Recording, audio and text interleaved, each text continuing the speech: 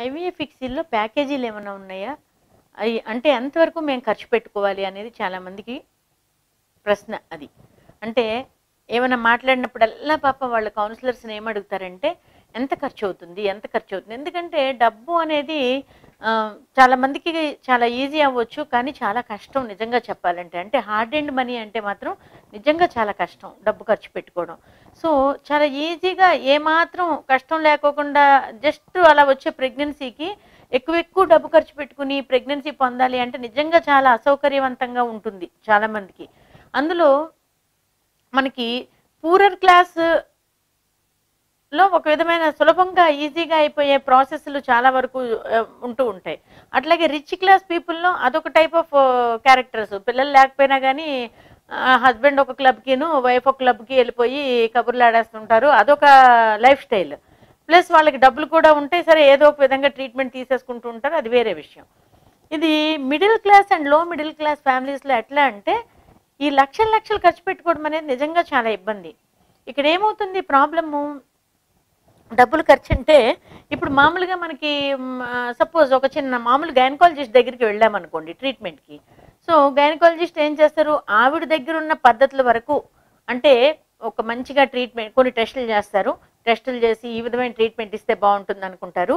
ఏదో treatment మెడిసిన్స్‌తో start చేస్తారు. ఇంజెక్షన్స్‌తో start చేస్తారు. నేచురల్‌గా భార్యాభర్తలను కలవమంటారు. ఓకే అయిపోతుంది. వస్తే అలా వచ్చేస్తాయి ప్రెగ్నెన్సీలు. లేదు అనుకో ఇంకా కొద్దిగా కష్టమైంది. 1 ఇయర్ అయిపోయింది. ఇంక వాడకండి మందులు వాడకూడదు. నెక్స్ట్ ఐయుఐ ఒక లేదు అసలు మందులు ఎన్ని రోజులు వాడొచ్చు మేడం అంటారా? ఒక 6 నెలలు. లేదు మాక్సిమం సంవత్సరం. అంతే. ఆపేయండి మందులు. ఎందుకంటే భార్యాభర్తలు ఇద్దరూ న్యాచురల్‌గా కలుసుకుని అన్ని ప్రాబ్లమ్స్ లేవు. టెస్టుల్లో అన్నీ నార్మల్‌గా ఉన్నాయి. మందులు వాడినా 1 ఇయర్ కలిసినా కూడా భార్యాభర్తలు ఇద్దరికీ ప్రెగ్నెన్సీ మంచిగా రాలేదు అని అంటే మనకేంటి అర్థం? ఎక్కడో ఏదో తేడా. ఫర్టిలైజేషన్‌లో తేడా ఉంది. ఏదో ప్రాబ్లమ్ తెలియని ప్రాబ్లమ్ ఉంది లోపల. లేకపోతే వచ్చేది. కొంతమంది డాక్టర్స్ ఏం చెప్తారు?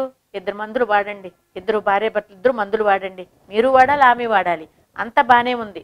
మీరు చిన్నోళ్ళు. ఇప్పుడే ఏంటి కంగారేముంది? ఎంతకాలం అయింది పెళ్ళయ్యి? 1 ఇయర్ అయిందా?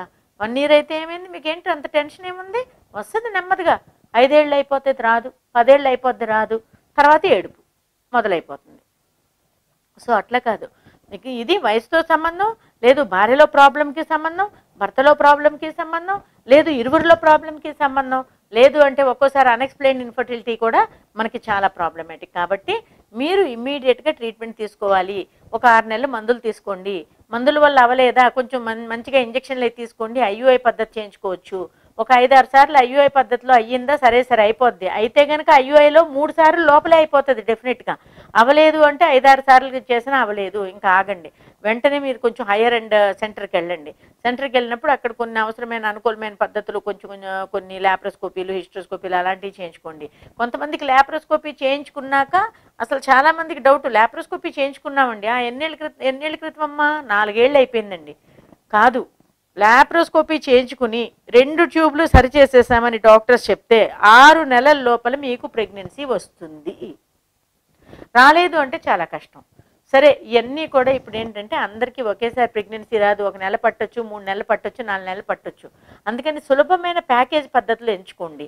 ఇది మా దగ్గరైతే సులభమైన ప్యాకేజ్ పద్ధతిలో ఇప్పుడు ఒక బడ్జెట్ ఐవీఎఫ్ అంటే బడ్జెట్‌లో ఒక ఈ 10 డేస్, 12 డేస్ ట్రీట్మెంట్ తీసుకొని మంచిగా ఇంజెక్షన్స్ అయన్నీ వాడి ఈ వీటిల్లో మనము మంచిగా ట్రీట్మెంట్ చేస్తే ఒక 75,000లో బడ్జెట్ ఐవీఎఫ్‌లో అయిపోతుంది. ఐవీఎఫ్ అనేది అన్నీ కలుపుకొని ఇన్వెస్టిగేషన్స్ అవన్నీ కలుపుకొని. అలా కాకుండా ఒక్కోసారి 2 నెలలు ప్యాకేజ్ అయితే ఒక 2 లాక్స్ ఖర్చు అవుతుంది. అన్నీ కలిపే. అందులో కూడా ఇన్వెస్టిగేషన్స్ కలిపే. అలాగే 4 నెలల ప్యాకేజ్ అనుకోండి. అది ఇంక మ్యాక్స్ అనమాట. ట్రీట్మెంట్ అనేది 4 నెలల ఐవీఎఫ్ ఇక్సీ ప్యాకేజ్ అంటే ఇంక చాలా ఎక్కువ. అదైతే 3 లక్షలు ఖర్చు అవుతుంది. సో, ఒక్కసారి బడ్జెట్ ఐవీఎఫ్ చేస్తే 75,000 అయిపోతుంది. అలా కాకుండా 2 నెలలు కనుక ఐవీఎఫ్ ఇక్సీ బ్లాస్టోసిస్ట్ వరకు వచ్చే ప్యాకేజ్ కనుక తీసుకుంటే 2 లాక్స్. అలా కాకుండా 4 months package IVF ICSI package with blastocyst transfer package తీసుకుంటే 3 లాక్స్. సో, ఇందులో ఎందుకు ఇలా సులభంగా నేను చెప్తున్నానంటే మీకు ఒకసారి ట్రై చేస్తారు. రాదు.